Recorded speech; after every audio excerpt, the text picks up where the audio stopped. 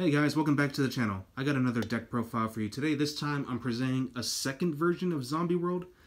I was just trying to experiment on ratios and different tech choices to make this deck better. This deck is primarily built on link climbing as well as synchro climbing. So this incorporates instant fusion, just kind of make this deck faster, give your deck a little bit more disruptions as well on the side deck as well. So hopefully you guys will enjoy this, and I'll show you what I got this time around. So in this variant, you want to run 3 copies of Globe Bloom. You can easily just get this by buying 3 structure decks of Zombie Horde. I was thinking of running this at 3, but I decided to keep it at 2. I felt like it was more consistent this way. 2 copies of Necroroyal Banshee. This gets you Zombie World as immediately, and it gets around Nat Beast too, apparently. So if this is already in your graveyard or on your field, you can banish it. Even if Nat Beast is out, it can't negate Zombie World because it's an effect that resolves, so it'll automatically just play Zombie World right away. So that way it's just easier to get around Nat Beast. Next up, 2 of our primary boss monster, Doom King Balladrug. You definitely want to get this in your graveyard as quickly as you can. Don't want to run this at 3 because it's a brick, but 2 should be enough. Just send it to the graveyard, and if there's a field spell out, not just Zombie World, then you can special summon this card during either player's standby phase in defense mode. And it acts as a disruption too, so whenever a zombie monster activates an effect, you can either negate that effect or you can banish 1 monster on the field or in the graveyard. So it's a really powerful monster.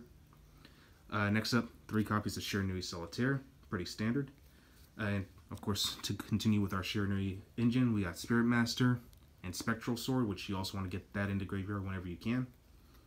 Our best opening monster is going to be Unizombie.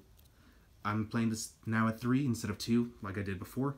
Mainly because I definitely want to see this card as soon as I can. This has 2 pitch effects. You can either discard 1 card or send 1 card to the graveyard just to, also manipulate the levels, but you primarily just use it to, send zombies to the graveyard. So, you can send Gold Bloom, Necroroyal Banshee, Doom King, whatever you want. Just as long as you play this correctly. 3 Mizuki. It's a Monster Reborn, so definitely great at 3. Still only playing 2 of these, which is Gozuki. Gozuki is just, does the exact same thing as Unizombie, only it doesn't, it's not a tuner, and it can only pitch 1 monster at a time, but it's just there, in case if I didn't open up with the Unizombie, Gozuki is a good substitute for that. So you still want to play that at least at 2. And 2 copies of Vampire Frontline. This card actually spiked up a little bit in price. I suggest picking up as many of these as you can.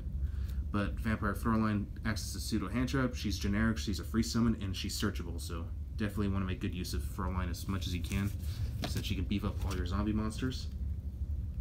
Next up, 3 copies of Ash. This is my primary hand trap, and you can also chain Doom King Balladrug's effect with Ash Blossom. So you disturb your opponent from searching or special summoning from the deck, and you can also banish 1 monster on his side of the field. So that's why I like to run Ash Blossom with this deck. It's actually a really awesome combo.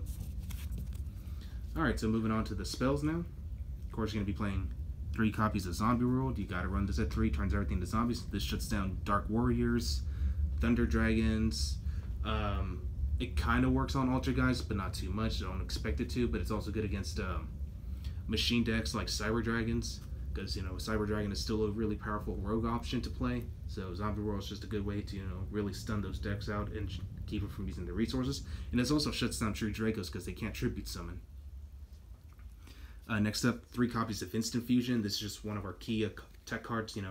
That way you can get into a free Vampire Sucker. 3 Called by the Grave. Defend yourself from hand traps. And Doom King Balladrug already can defend you from Ash Blossom, Ghost Bell, and soon to be that Null Nun hand trap that's coming out. So yeah. 2 Burial from a Different Dimension. I still like to run this because it further extends my Mizuki plays. You definitely want to make good use of it, since it's basically Monster Reborn. So it's like you're playing 4 Monster Reborns, and with this, it basically makes it if I'm doing the math correctly, so you already got the 3 Mizukis, so that's 9, so 10 Monster Reborns. 1 for 1, of course. Soul Charge, Monster Reborn, and lastly, 1 Foolish Burial. And that's pretty much all you need right there. So technically I'm running 11 Monster Reborns, because this deck is all about revival.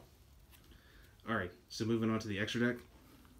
2 Vampire Sucker, as well as 1 Summon Sorceress. This card's just key to the strategy. It's Some people really want this card banned. I don't want it banned because I actually love playing this card. One Linkuriboh, of course. Got the Nightmare Engine, Phoenix, Cerberus, and Unicorn. You know, just free spot removals. And the only Link 4s I'm running now are just Gumbler Dragon, which honestly should get banned, in my opinion, but I'm just going to run it while I still can. And Borreload Dragon, since I don't have Sword. But if Gumbler does get banned, I'll probably just replace it with Saryuja Skull Dread again, just because, like, I really didn't use it as much as I thought I was going to, but yeah, it's just there to be there.